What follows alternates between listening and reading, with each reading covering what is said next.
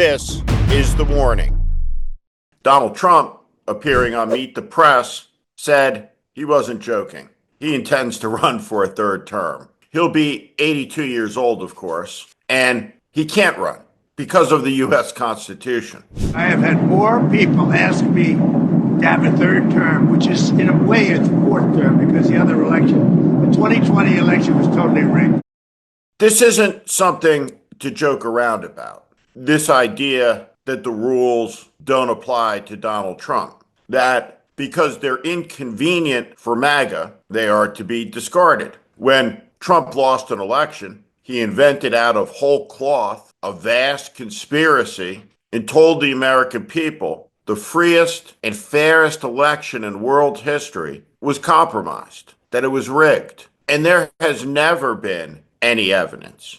And the American media, corrupt and broken, silly, really, was unable to put out the lies, unable to douse them. And so on it goes. And Donald Trump makes clear the Constitution has no meaning. The only president in the entire history of the country that would embrace something so completely and patently unconstitutional is Donald Trump, because he is lawless. Let's start seeing the things that are plainly and clearly in front of our eyes that powerful people tell us we don't see. There will be no third term for Donald Trump. There won't be a third term because it's not possible to change the Constitution. 3/4 of the states won't amend the Constitution to allow the leader to reign until his, mid-90s? Well, J.D. Vance, our permanent vice president, seasons himself.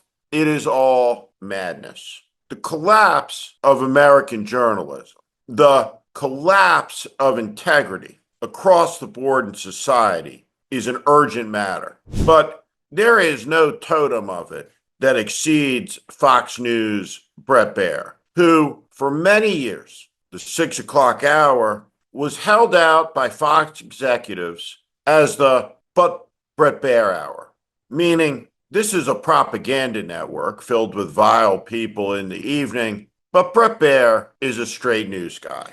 And of course, that has been refuted over and over again during these recent years by Bret Baier, who is a highly, and I mean highly paid propagandist, makes enough money to buy a $40 million house close to Trump in Palm Beach, Florida. He's on Donald Trump's side, not on the side of either his audience, the American people, or really anybody without a Mar-a-Lago club membership. So Elon Musk is in trouble.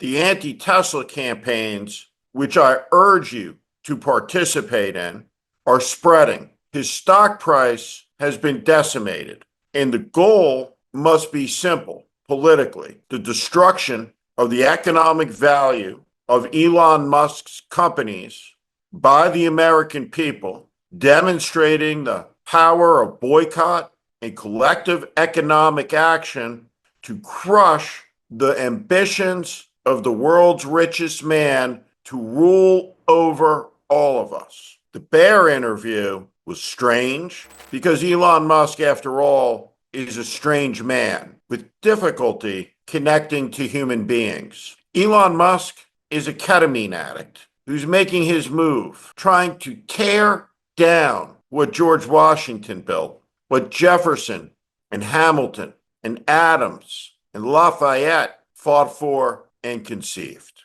Let's watch Bret Baier position Elon Musk as a victim. Before Bret Baier asserts that Elon Musk is not a Nazi, let me show you again the video of Elon Musk a few hours after Trump's inauguration. And let me put on the screen some of Elon Musk's anti-Semitic tweets. It's a Nazi salute, which makes the person giving it a Nazi. His grandparents were Canadian Nazis. This whole idea that humanity is on the edge of the abyss because of a collapse in population birth rates is insanity. It's nonsense. Just like Elon Musk with the chainsaw. Elon Musk may be rich, but it takes a very special type of dipshit to not know how to put on a cowboy hat properly. Elon Musk has no idea what he's talking about.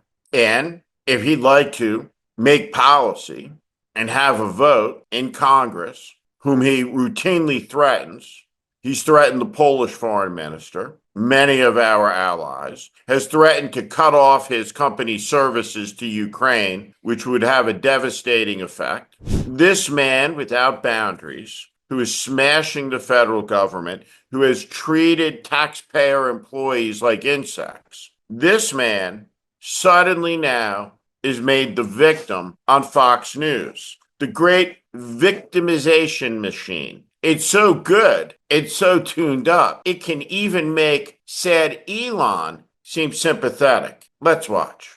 Companies are suffering because I'm in the government. You just pointed that out a moment ago. Right. Do you think it helps sales if dealerships are being firebombed? Of course not. And Tesla customers are being intimidated all over the country and all over Europe. Mm-hmm. Does that help Tesla? I mean, you had Tim Waltz, who's a huge jerk, running around on stage with the Tesla stock price where the stock price had gone in half, and he was overjoyed. What an evil thing to do. All of the questions are non sequiturs. Where are the questions about his ketamine use? Elon Musk has declared that DOGE is scrutinized and therefore it's transparent. DOGE is scrutinized because it is not transparent.